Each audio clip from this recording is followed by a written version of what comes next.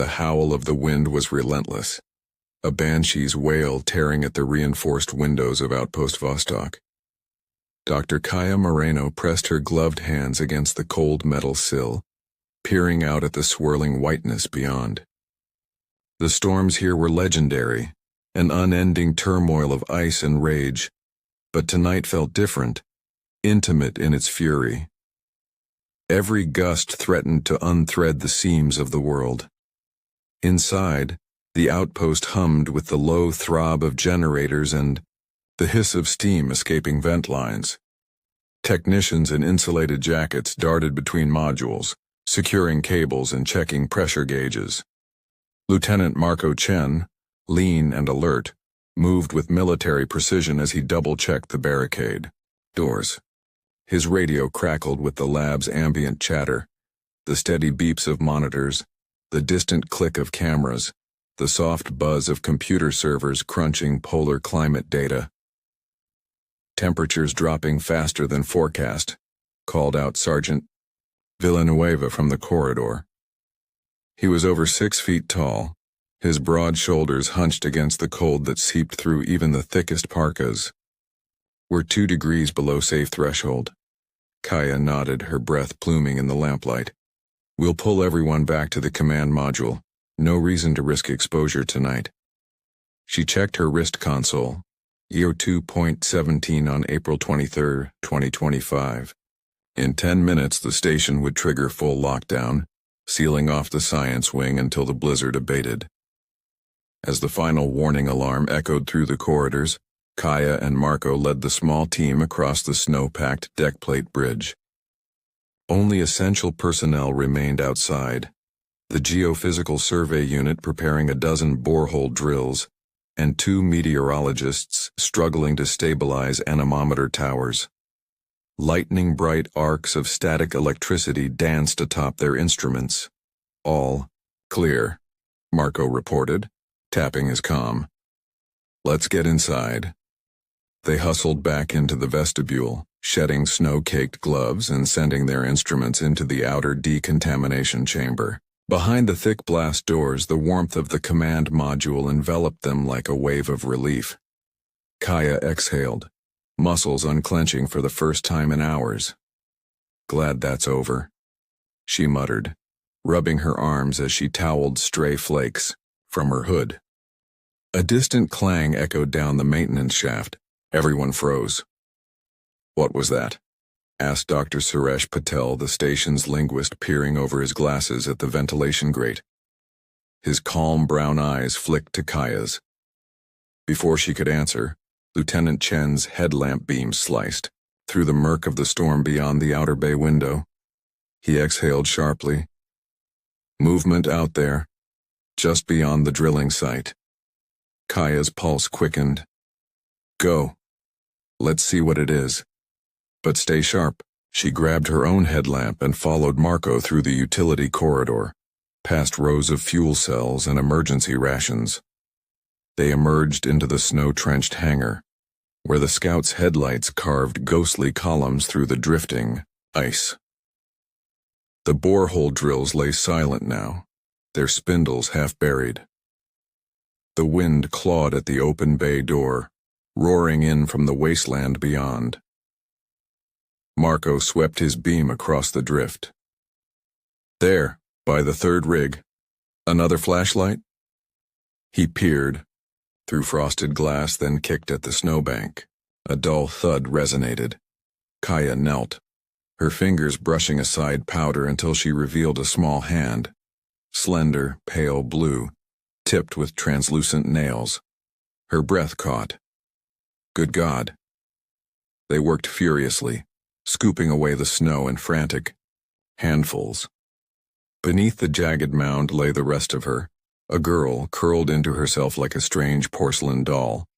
She was nearly naked, clad only in a thin bodysuit woven of some synthetic silk they hadn't yet catalogued.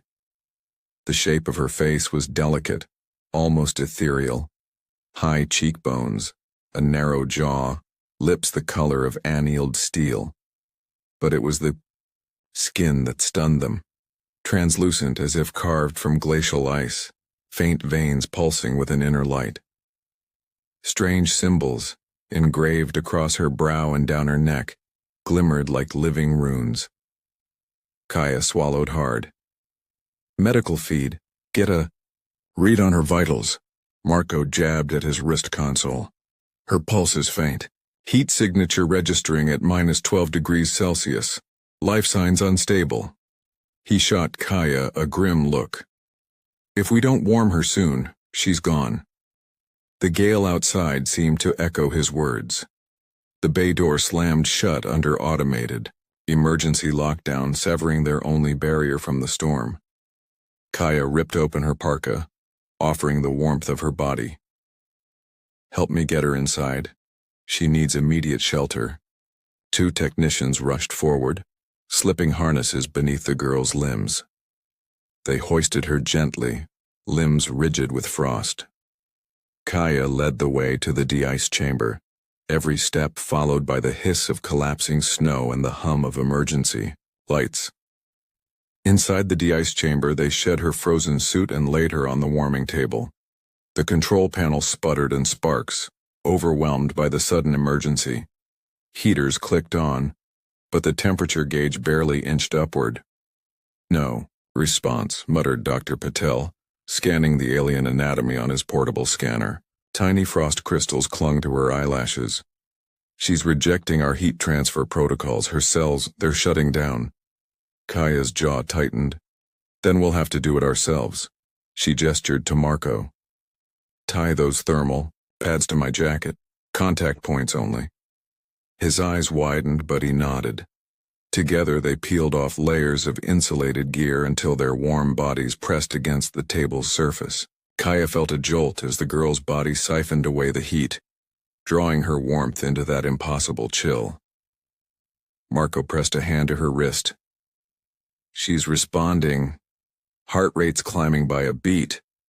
Kaya's teeth chattered, but she kept her grip firm. Just a little longer. Outside, the storm battered the hull as if urging them to hurry. Minutes passed like hours. Every second, the girl's skin grew less glassy, veins pulsing with newfound life. Then, as if awakened from a dream, the girl stirred. Her eyelids fluttered open, revealing eyes of pale lavender, calm, curious, and drenched in ancient sorrow. She breathed in ragged gulps, her chest rising against the still freezing air. Kaya exhaled in relief and pain. She's alive. Marco managed a weary grin. Against all odds, the girl's gaze flicked between them, her lips parting to emit a sound like wind chimes. In that moment, the warmth in the infirmary was an alien comfort after the bone-deep chill of the outer bay. Dr. Kaya Moreno hovered over the warming table, watching the temperature gauge climb. 12 degrees, 5 degrees, +2 degrees, until finally the readout blinked, a stable +28 degrees C. The girl's body radiated a soft pearlescent glow, like moonlight refracted through frost, casting prismatic patterns on the walls. Equipment that had tripped offline when Era first arrived hummed back to life, fans spinning, up, lights regaining their steady green glow. Lieutenant Marco Chen exhaled a long breath of relief. She's holding, he said, voice low. Sweat beaded at his temples despite the chill. He and Kaya exchanged a tired smile. Both knew that survival to 128 degrees C was only the beginning. Era lay on the table, chest rising in slow, even breaths. Her hair, silvery white and damp with condensation, framed a face that now looked almost serene.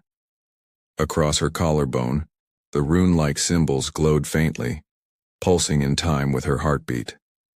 When she stirred, the wounds from her crash, bruised, ribs and a fractured wrist, seemed to knit themselves like woven ice melting gently. Medical readouts are nominal, reported Sergeant Villanueva from the monitor bank. Neurological scans are showing activity, though I can't match it to any Earth standard. Kaya nodded and crouched beside Era's head. The girl's eyes fluttered open. lilac orbs, flecked with violet light, regarded Kaya with curious intelligence. Then came a sound, soft, tinkling, as if tiny bells rang under her breath. "It's a language," murmured Dr. Suresh Patel, stepping forward with a portable translator strapped to his chest. "But I've never heard anything like it." He pressed a fingertip to the pad, and the device crackled. Instead of rendering words, it projected a series of shifting fractal images. A crystalline city under two suns, spindly towers of opalescent light, and starships like filaments of silver smoke ripped apart by an invisible shockwave. Kaya watched, breath caught in her throat. "She's showing us her memories." The images melted into one another, an alien skyline, then a spiraling vortex of energy, then a single slender figure reaching out. "Her home planet," Kaya whispered. Era's hands moved, leaving frost trails on the sterile sheet. Each gesture coalesced into a new vision. A cathedral made of starlight, a field of frozen flowers, and then, abruptly, the crash. Flames, of sapphire and emerald tearing through her vessel's hull. "Her ship," Patel said, voice hoarse. "She's trying to tell us why she came and what happened." He set to work with the station's neural translation software, feeding it Era's vocal patterns and the images. For hours they labored, surrounded by tablets, whiteboards, scrawled with glyphs and the steady hiss of climate controls. Night after frozen night, Kaya and Patel built a rudimentary lexicon. A curved line meant crash. A triple dot glyph meant danger. A loop encircling a dot meant home. Era responded by tracing the shapes in frost on the observation window, her fingertip leaving glowing trails that faded like starlight. Yet, communication remained agonizingly slow. When Kaya asked, "Who attacked you?" Era's eyes darkened, and she intoned a pattern of chimes so dissonant the glass panels quivered. Then she drew a symbol like a fractured circle, something torn apart, and whispered a melody that made Kaya's bones ache with sympathy. In the dim glow of the lab, bonds formed. Marco brought hot tea that he sipped himself, careful to keep his breath warm against the alien chill. Villanueva volunteered for every shift of bedside watch, his normally curt manner softening as he learned to recognize each flicker of Era's glow. Even the grizzled engineers, more familiar with ice drills than idiosyncratic lifeforms, found themselves pausing to witness the girl's nightly mutterings of ethereal song. One pre-dawn hour, as the storm raged overhead, Kaya sat beside Era's table with freshly drafted symbols on a tablet. She tapped a shape, 3 concentric arcs. "Can you say thank you?" she asked gently. Era's lips quivered. For a heartbeat, there was only the hum of the generators. Then she spoke, a soft chime that the translator rendered as a single word, "Via." Beneath it, the tablet displayed the meaning, gratitude. Kaya felt tears sting her eyes. "We understand," she whispered. She placed a gloved hand over Era's where it lay on the sheet. For the first time, the girl returned the touch, fingers curling around Kaya's. Outside, the wind battered the outpost walls, but inside there was a fragile peace, a shared warmth born of sacrifice and curiosity.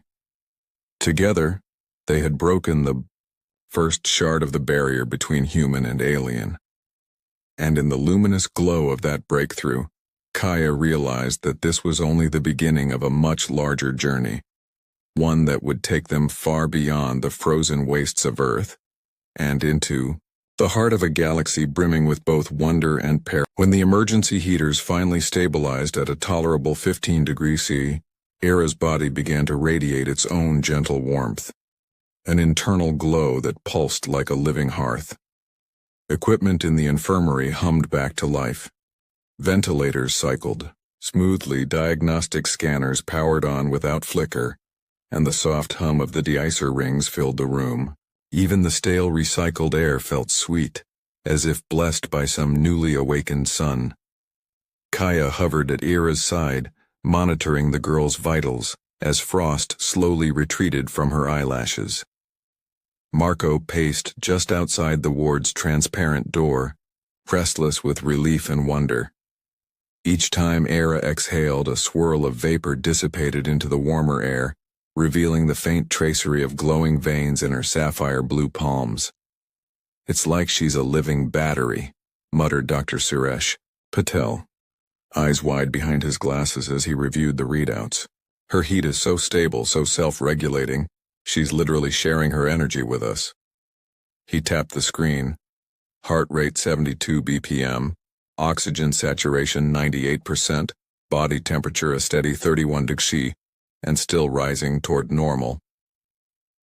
Ira's eyelids fluttered, and she reached a trembling hand toward Kaya. Without hesitation, Kaya removed her glove and held Ira's fingers in her warm palm. A ripple of gentle heat flowed through Kaya's arm, like sunlight on a winter morning. The small metal instruments at the bedside brightened as if sensing the surge. Villanueva, stationed at the far console, exclaimed, "Power levels in the auxiliary grid are up 10%. She's literally feeding us wattage." As night deepened, the ward grew quiet except for the soft hiss of the climate controls and Ira's low, melodic humming. The team gathered. Kaya, Marco, Patel, and Villanueva formed a semicircle around the warming table. They shared stories of home, of summer beaches, desert dunes, and tropical rainstorms, while Ira listened, her head tilting in fascination, at the concept of warmth without pain, colors without cold, and water that never freezes. Then, with a tentative smile, Ira closed her eyes and began to sing in her crystalline tongue. The notes resonated through the metal walls, and each vibration seemed to convert into a rising tide of heat. The temperature in the room lifted, blooming from a brisk chill into a gentle comfort of 22 degrees C. Kaya felt her own tension melt away. Marco wiped sweat from his brow. In that shared moment, human and alien hearts beat in sync beneath a canopy of shared warmth. By dawn, bonds had hardened like forged steel. Ira, with Kaya's hand still cradling hers, traced symbols in the condensation on the window pane. Patel rushed to transcribe them.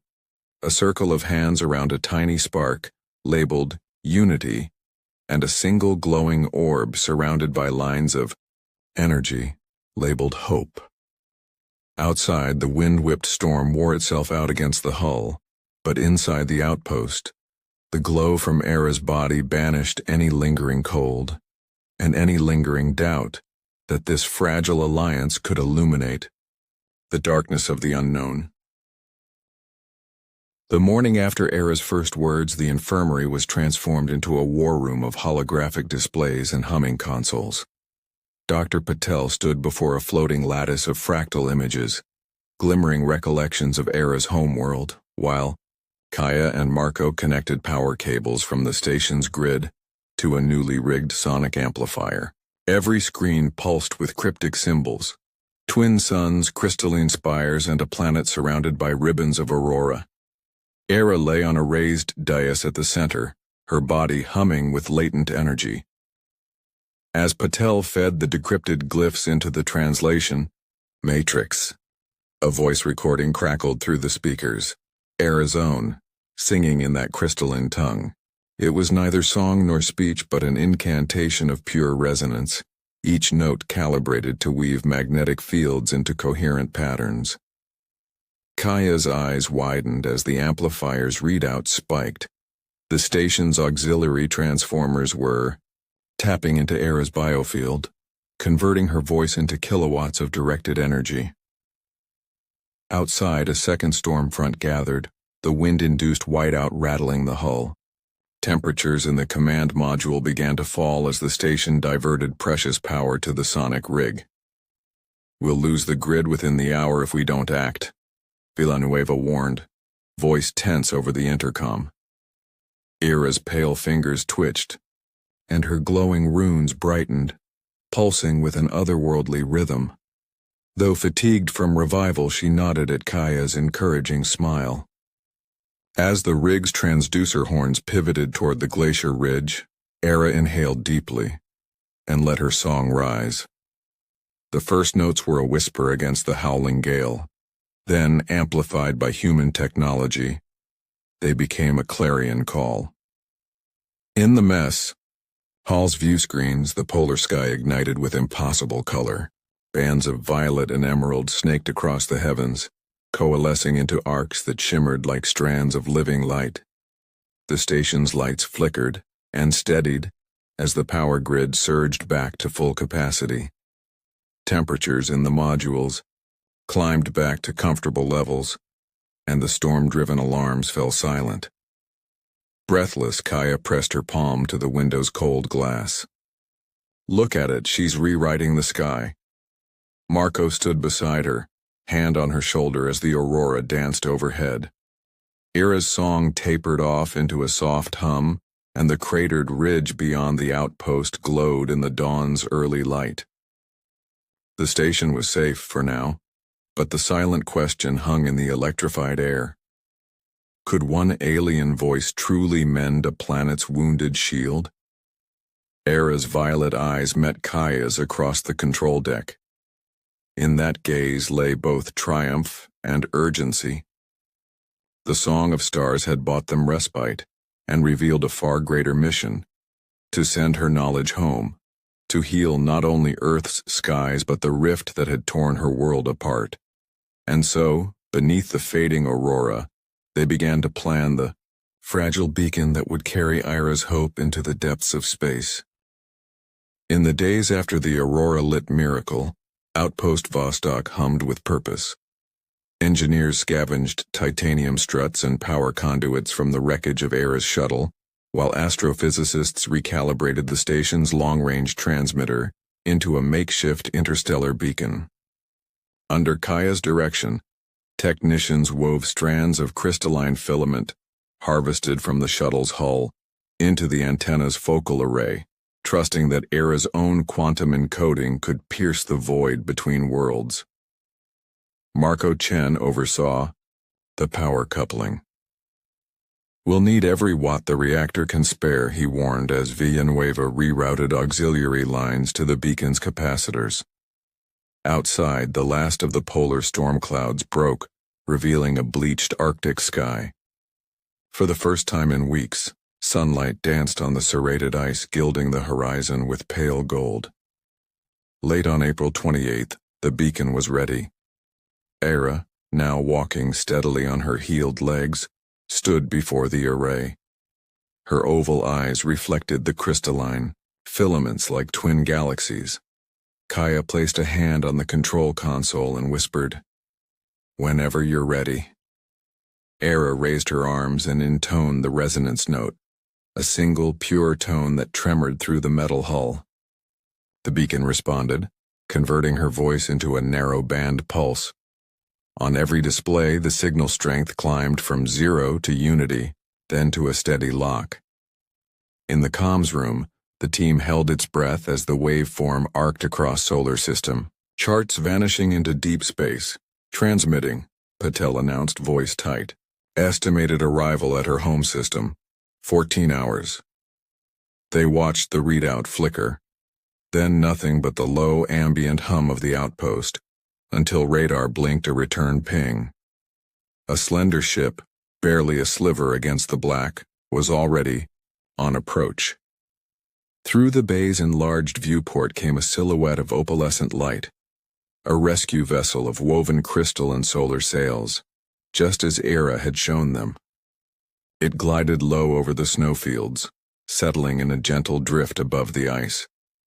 A boarding hatch yawned open, and 3 figures descended on a scaffold of levitation beams, their forms lithe and unhurried. Ira stepped forward, her radiant glow brighter than ever. The alien figures mirrored her posture. One reached out, and the two embraced in a silent reunion of flesh and light. Kaya and Marco watched, hearts full, as the visitors surveyed the outpost with solemn gratitude. At last, the tall envoy spoke in perfect common, a gift of neural harmonization, Kaya guessed. "We are indebted for your warmth, your sacrifice, and your courage." They extended a small crystalline sphere pulsing with cobalt light. "Accept this seed. It contains the blueprint to heal your own world's shield." Kaya swallowed hard. "We will honor your gift and yours." She stepped forward, clasping the envoy's hand. In that touch was the weight of two civilizations, united by compassion beneath the snow. As the boarding ramp lifted, Era turned to the human team. Her violet gaze lingered on each face. Kaya's determined eyes, Marco's steady calm, Patel's bright curiosity, Villanueva's weary pride. She spoke one word, Voxara, in their shared lexicon, bond eternal. Then she was gone, ascending into the dawn sky aboard the crystalline ship. The vessel slipped beyond the frozen veil, leaving behind a single tremor in the cold air, and a promise carried in its wake. In the silence that followed, Kaya looked to her team. "We did it," she said softly. Marco nodded, placing a hand on her shoulder. Patel and Villanueva exchanged relieved smiles. Outpost Vostok stood as it always had, a lonely bastion on the edge of the world. But now it bore a new legacy, one born of shared warmth, of voices bridging galaxies, and of hope lighting the polar night. And as the first rays of true sunlight warmed the windswept ice, Kaya knew their lives, and the future of two worlds,